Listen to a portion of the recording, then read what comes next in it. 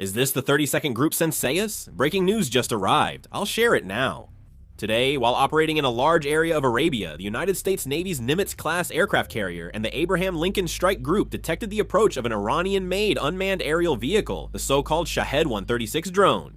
As the drone neared the aircraft carrier, the United States scrambled F-35 jets intercepted and shot it down, according to multiple foreign news outlets. This incident is being evaluated as a military clash that further heightens maritime tensions between the United States and Iran in the Middle East, and the United States military has described it as a defensive measure. This Shahed 136 suicide attack drone has been widely used in conflicts involving Russia, Iran, and across the Middle East. The Shahed 136 is considered a threat to the air defense networks of several countries because its low speed and low altitude flight characteristics make it difficult to detect and capable of being used in attacks.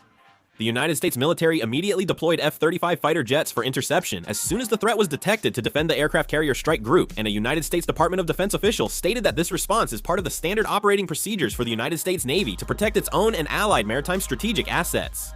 Columbia Broadcasting System and Reuters report that international oil prices, particularly United States West Texas Intermediate crude and Brent futures, have risen since news of the Iranian drone shootdown. This movement appears to have occurred because investors perceive the maritime tensions in the Middle East as a risk. The issue is that, as major military assets continue to be deployed to the Middle East, the United States military has attacked an Iranian drone. As a result, tensions in the Middle East are expected to rise even further.